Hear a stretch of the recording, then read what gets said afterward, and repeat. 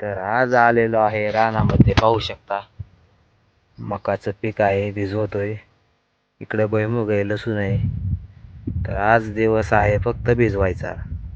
आज रविवार दिवस सुट्टी असल्यामुळे आज इकडंच रानात आलोय, जरा शेतात. म्हणलं जरा बघावं काय हाल हवा चालू आहे. आता भिजवायचं, संध्याकाळी घरी बिरी जायचं निवांत मध्ये. हे बघा, असेच आमच्या सोबत बगळेश्वर बी आलेले आहेत. एकच आलेला आहे, आजूकांना बोलून आण रे.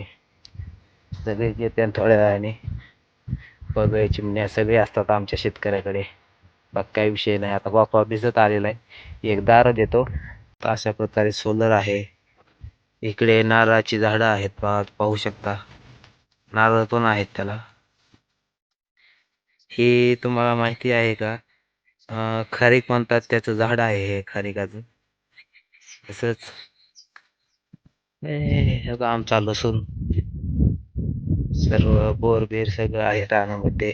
पपईचं झाड, गावरान पपई. ही आहे रायबोराचं झाड.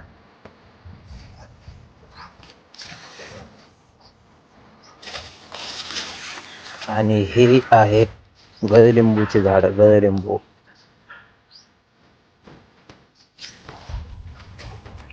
असेच आता हे वाले तुकडे भिजवून घेतलेलं आहे.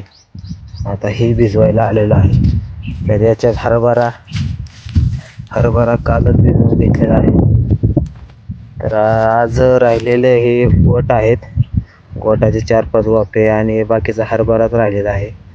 याला आज भिजवायचं आहे. तेरा कळल्यांनी कधी चंदनाचं झाड पाहिलं नसेल, आज तुम्हाला दावतो. हे आहे चंदनाचे झाड आणि ही आहेत याचे बी. पाहून घ्या.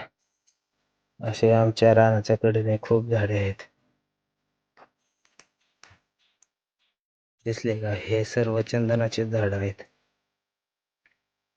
आणि हे जेव्हा ह्याला चंदन येणार, तोपर्यंत अजून 15 तरी वर्ष लागतील.